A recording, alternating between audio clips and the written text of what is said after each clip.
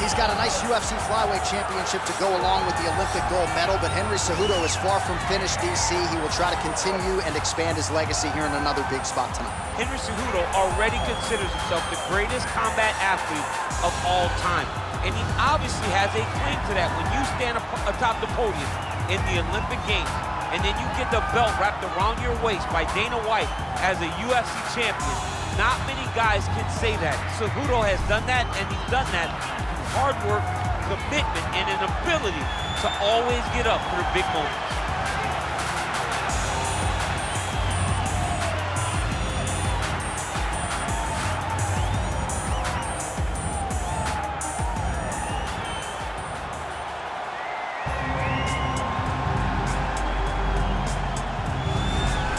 All right, here he is, the UFC bantamweight champion. He has successfully defended the title in the past. A decidedly different challenge, though, here tonight.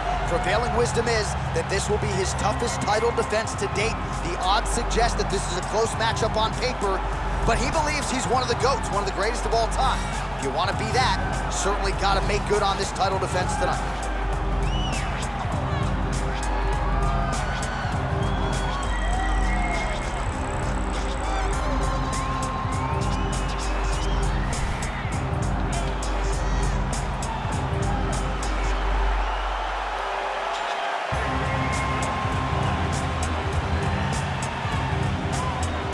Our tale of the tape for this, our main event of the evening. Sehuddo is 2 years the elder. Sterling will have the 7-inch reach advantage. Bruce Buffer. Ladies and gentlemen, this is the main event of the evening. And when the action begins, our referee in charge of the Octagon, Yves Loving. And now, this is the moment UFC fans around the world have been waiting for. Live from the T-Mobile Arena in Las Vegas, it's time! 5 rounds for the undisputed UFC Bantamweight Championship of the world. Introducing first, fighting out of the blue corner. This man is a Greco-Roman wrestler, holding a professional record of 16 wins, 2 losses. He stands 5 feet 4 inches tall, weighing in at 135 pounds. Fighting out of Phoenix, Arizona, presenting the challenger, Genri the Messenger Sehuddo. And now introducing the champion, fighting out of the red corner. This man is a mixed martial artist, holding a professional record of 20 wins, 3 losses. He stands 5 feet 7 inches tall, weighing in at 135 pounds. Fighting out of Uniondale, New York, ladies and gentlemen, presenting the reigning, defending, undisputed UFC Bantamweight Champion of the World, Alджamэйn Punkmaster Stерлинг.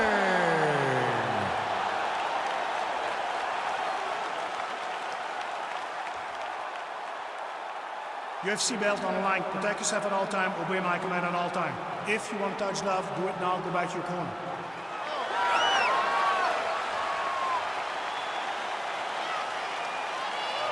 You ready?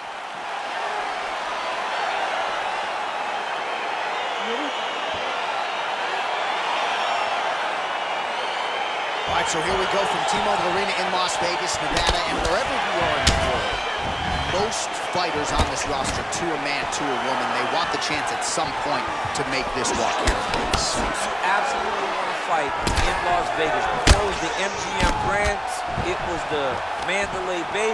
Now it is the T-Mobile Arena, the most beautiful. Whoa! Oh, he's hurt bad. He's hurt bad, John. He's got to press him. He's got to go chase that finish down now. Alджamэйn Stерлинg pouring it on.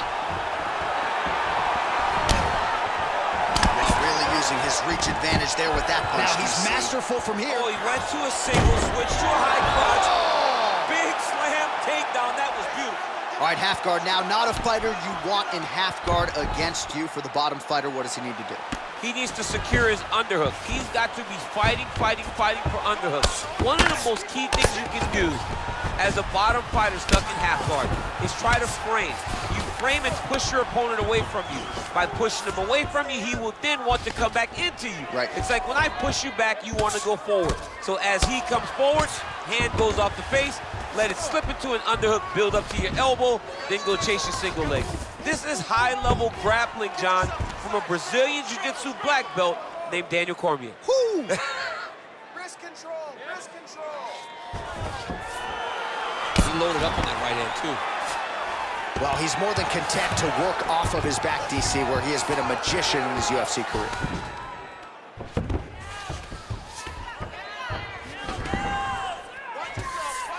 Cejudo's back in half guard, very comfortable here. Oh, he's got the ground and pound going now. He's putting him in exactly the positions he needs to be in right now. He's able to relax here. And he understands, being a veteran of so many fights, that as long as he's on top, he's winning. He feels like he's winning here. 90 seconds to go. All right, well, both fighters pretty comfortable on the ground, DC, but you got to be very careful hanging out here for too long if you're his opponent. All right, so he postures up here and now figures to rain down some ground strikes. Yeah, the ground and pound will be aplenty from this position.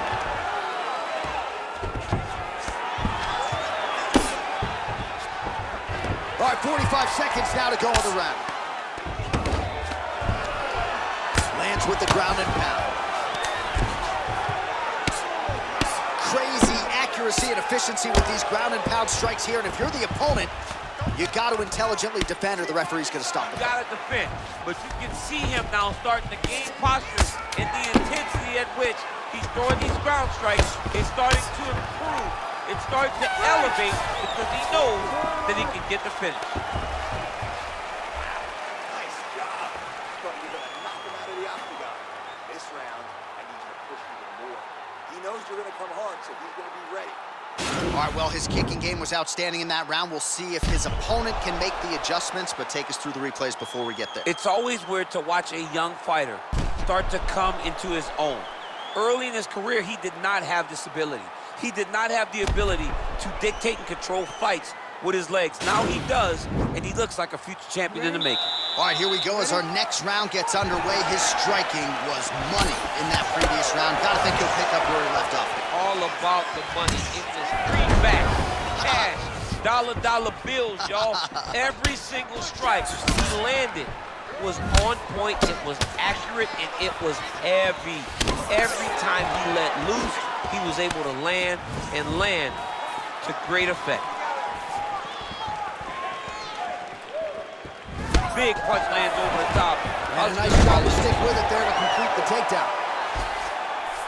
All right, so you got to be careful playing on the ground with this guy. You don't want to mess around for too long.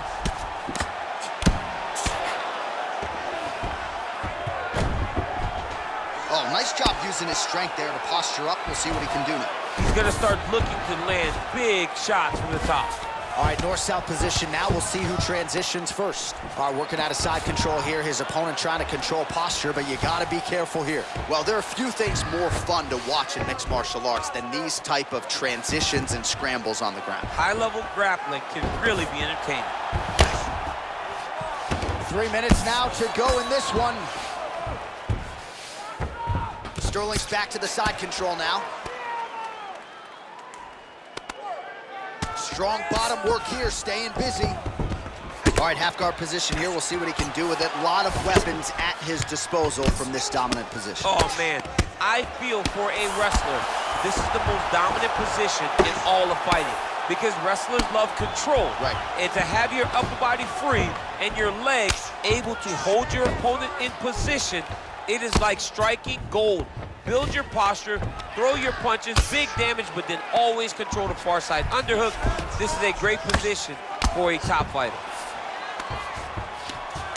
Now the guy's got armbar. He's attacking it on it. He's gonna attack armbar here. You gotta recognize that when a guy starts to put his feet on your hips, you gotta move him off. Oh, now he's in trouble.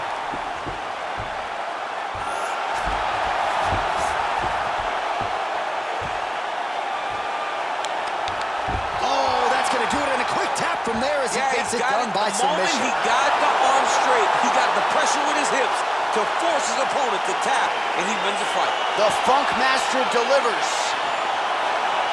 He got him! What a performance! Yeah, that is an outstanding submission win turned in by that fighter here tonight. And not just the finishing instincts, but just the transitions and how patient he was to make sure that he had not just isolated the arm, but secured it before he tried to torque it. Near perfection in terms of the execution of that armbar. All right, let's take a look back at the replay as he gets it done by submission tonight, champ. Just watch how slowly he approaches the submission, though. He never rushes. He takes his time, but it's his trickiness. It's his ability to trick people into going to the floor with him that puts them in danger and finishing fights. Ladies and gentlemen, referee Yves Levine has called a stop to this contest at 3 minutes, 50 seconds of round number 2, declaring the winner by tap out due to an armbar. And still the undisputed UFC bantamweight champion of the world, Alджамэйн Sterling. So there he is, all smiles, the undisputed UFC bantamweight champion of the world. That is the way he came in. That is the way he goes out after turning in a huge submission win here tonight. And now all that's left to do is to celebrate the effort. You see him with his corner and his coaches.